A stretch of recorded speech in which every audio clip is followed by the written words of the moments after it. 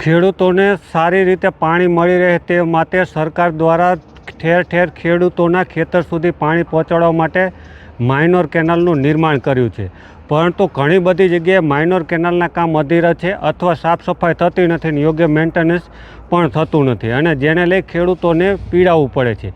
આવી જ રીતે હળવદ તાલુકાના ટીકર ગામે પણ બનાવ બન્યો છે, જેમાં ટીકર ગામની વાત કરીએ તો ટીકરમાં D22 નંબરની કેનાલ છે, જે ટીકર 2 માઇનોર કેનાલ તરીકે ઓળખાય છે, ને જેમાં ગોવિંદભાઈ ભગવાનભાઈ અને માવજીભાઈ શામજીભાઈ આ બંનેની રજૂઆત છે કે તેઓના ખેતરમાં જે કેનાલ પસાર થાય છે ને કેનાલની યોગ્ય રીતે સમારકામ નથી થયું, કેનાલનું પૂરું કામ નથી થયું, તેને લઈ પાણી લીકેજ થાય છે ને તેઓના ખેતરમાં પાણી ભરાય છે, જેને લઈ પાક નિષ્ફળ જાય છે. અને આ બાબતે લેખિતમાં નાયબ કાર્યપાલક ઇજનેરને રજૂઆત કરવામાં આવી છે, પરંતુ પાણી અવિરત છોડવાના પગલે ખેડૂતોનો પાક નિષ્ફળ જાય તેવી સ્થિતિ સર્જાઈ છે.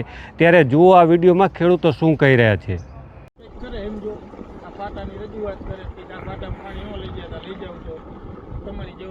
આ પાણી આવે જો આ કેનાલ બંધ, આગળ આ ગટરમાં જાય, આ પાણી ગટરમાં જાય, અહીંયાથી કેનાલ પૂરી છે બંધ, અને આ ભૂંગળું તમારું બંધ છે. જો આમાં જાય પાણી એમને ભરેલું પડ્યું છે. આ કોકની વાડીમાં પાણી નાખવું પડે છે. આ જોઈ લો કેટલું પાણી આવે છે. આ કેનાલ તોડીને જો ગટરમાં જાય છે,